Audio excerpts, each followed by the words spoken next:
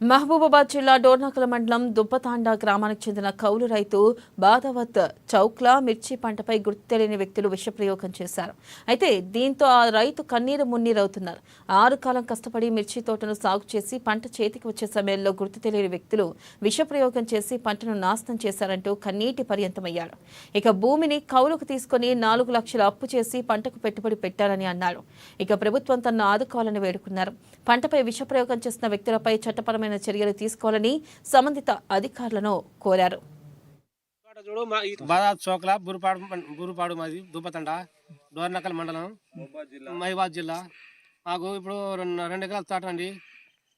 4 లక్షలు అపోయింది. 4 లక్షలు 2 లక్షల మునాబు 2 లక్షలు పెట్టుబడి పెట్టిన. దానివల్ల గడ్డి మంది కొట్టిపోయారు. మాకు 3 పిల్లలండి. మాకు 3 పిల్లలు. మాకు ఇప్పుడు బతకడం కష్టం అవుతుంది. అప్పులు తెచ్చినాం, అప్పులు పాలైనాం. ఇక అప్పులతో ఇక మేము తట్టుకోలేకపోతున్నామండి. ఇప్పుడు మాకు ఎట్లయినా రైతు మాకు బాగా చూసుకోవాలని